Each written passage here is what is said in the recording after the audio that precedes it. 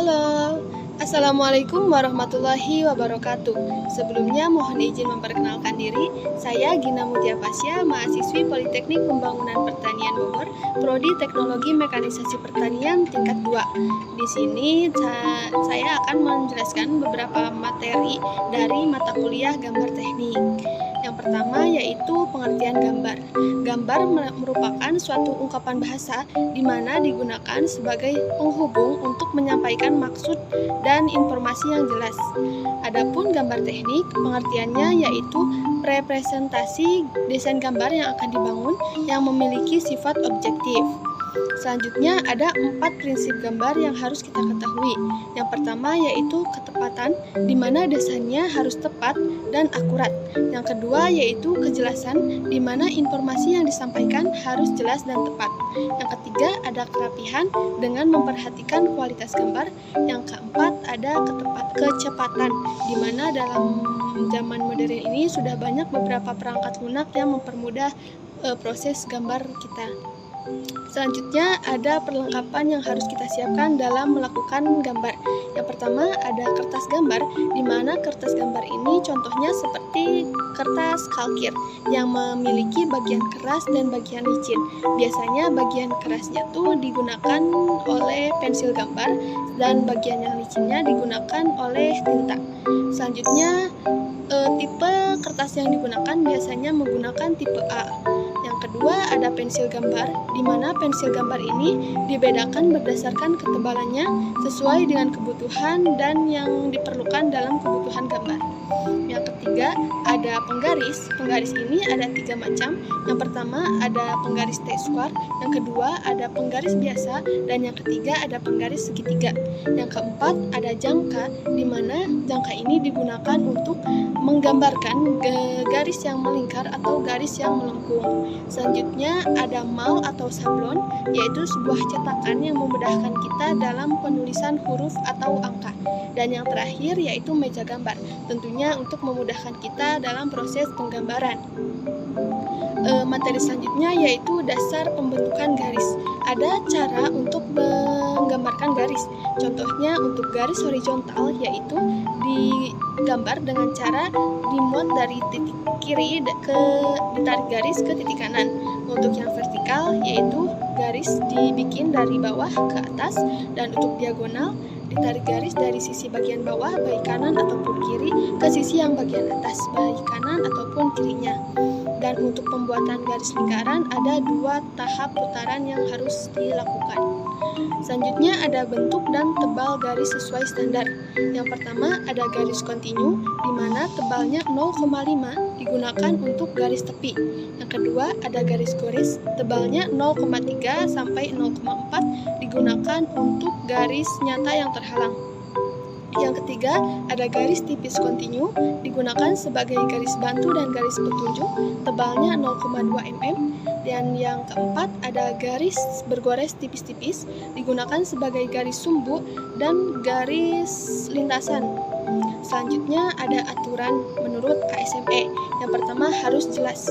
Yang kedua, standar tinggi huruf kisaran 2,5 sampai 3,5 mm. Yang kedua ada jarak antar hurufnya sekitar 1/7 dari tinggi huruf.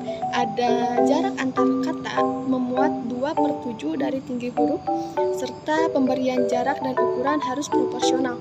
Contohnya, dalam pemberian ukuran, angka diletakkan di bagian atas dimensi.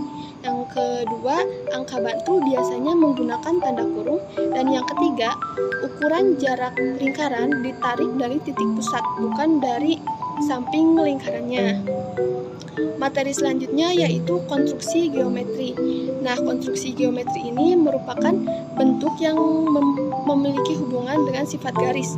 Contohnya yaitu seperti garis, sudut, lingkaran, elips, segi banyak, dan yang lainnya. Nah, dalam konstruksi geometris ini ada materi mengenal pandangan proyeksi. Proyeksi ini ada 2, yaitu proyeksi ortogonal dan proyeksi miring. Proyeksi ortogonal yaitu proyeksi yang garisnya itu membentuk tegak lurus. Yang kedua, proyeksi miring, di mana garis proyeksinya membentuk sudut. Ada macam-macam garis proyeksi. Yang pertama ada proyeksi isometri, yang Yang kedua ada proyeksiometri, yang ketiga ada proyeksi tak langsung, yang keempat ada proyeksi titik hilang, dan yang kelima ada proyeksi perspektif. Nah, ada dua jenis proyeksi yang umum digunakan. Yang pertama proyeksi Eropa dan yang kedua proyeksi Amerika. Nah, proyeksi Amerika ini biasanya digunakan di beberapa negara Asia. Materi selanjutnya yaitu mengenai gambar potongan. Nah, gambar potongan ini merupakan gambar bagian-bagian detail mesin yang tersembunyi. Nah, biasanya gambar potongan ini menggunakan arsiran dengan kemiringan 45 derajat dengan jarak arsirannya tersebut sesuai dengan gambarnya. Jadi kalau misalnya gambarnya besar, jarak arsirannya bisa lebih besar. Ataupun gambarnya kecil, maka jarak antar arsirannya dapat menyesuaikan. Manfaatnya yaitu memberikan detail kepada kita sehingga memudahkan kita dalam melihat gambar tersebut. Materi selanjutnya mengenai macam gambar potongan. Macam gambar potongan seperti ada potongan penuh, ada potongan separuh, ada potongan setempat, ada potongan meloncat, serta ada potongan menyudut. Selanjutnya yaitu ada aturan pemberian skala. Contohnya yang pertama pembesaran, di mana gambar di kertas lebih besar daripada benda aslinya. Contohnya skalanya 2:1, 5:1, dan sebagainya. Yang kedua gambar penuh, di mana ukuran benda dan ukuran pada gambarnya sama besar, 1:1. Dan yang ketiga ada pengecilan, di mana gambar di kertas lebih kecil dari benda aslinya. Contohnya 1:5, 1:10, dan seterusnya. Dan materi terakhir yaitu penyajian gambar. Penyajian gambar terbagi menjadi 3. Yang pertama ada gambar kelompok, di mana beberapa komponen dimuat dalam satu gambar.